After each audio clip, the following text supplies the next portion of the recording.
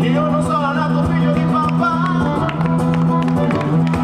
e non so capire questa mia realtà. E poi sì ma tutto questo cosa c'entra con il rock and roll?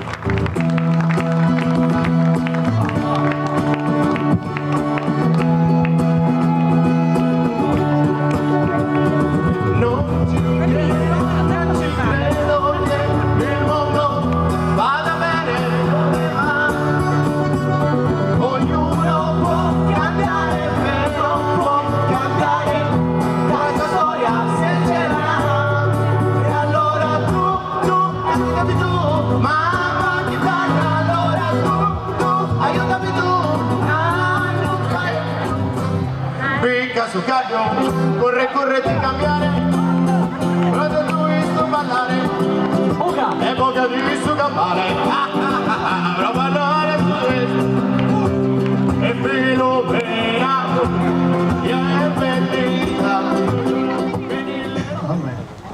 Giulio Vuole, lei non conosce musica, quello in poesia. Informa voi! In forma poetica, mi piace da interpretare, sapete questa poesia non da scaresse, non da rosso. Oh! Questo primo buttetto! Quanto ne pesi sci? Da todos os personagens de hoje, os hóspedes, peita, compartilhamos o desse buttetto, desse Giulio. E cominciamo innanzi con i amigos de Cucambias, ovvero Giovanni Pilloni, Gianluca Caviddu e anche Giuseppe Nunes.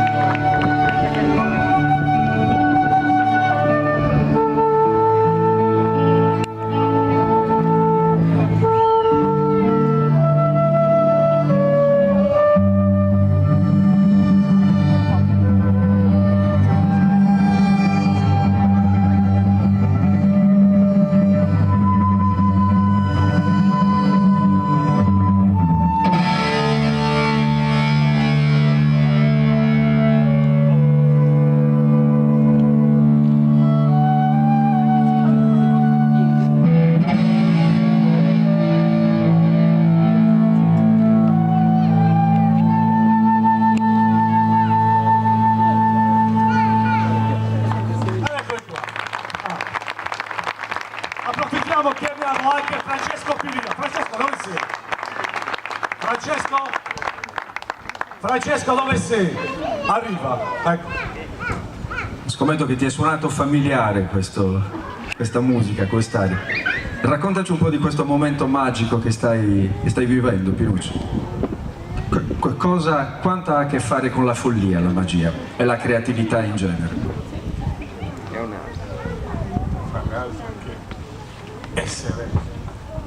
Essere però io trovo molta difficoltà oggi a parlare, perché veramente ringrazio questi ragazzi per questo accompagnamento che mi ha letteralmente commosso, perché quella sigla che un nostro amico Pavarotti ci aveva insegnato da anni e oggi lo stiamo vivendo veramente con un entusiasmo, e questo non lo devo dire io, però c'è Carmelo che ieri era presente al Teatro Lirico e mi fa molto piacere se è lui che vi spieghi qualcosa. Ma, cioè, effettivamente... Avvicina il microfono. Sì, dicevo, effettivamente il Teatro Lirico è un luogo dove chiaramente sappiamo che cosa è in grado di esprimere. E questa è stata... Io fino a qualche anno fa avevo anche l'abbonamento, ma adesso non è più possibile per questioni anche di lavoro. E vi assicuro che effettivamente l'opera lirica io penso che sia una delle espressioni massimali dell'arte della persona. Però vi posso assicurare che ieri vi è stato un valore aggiunto a queste emozioni, perché di fatto solitamente la persona viene rapita dalla musica.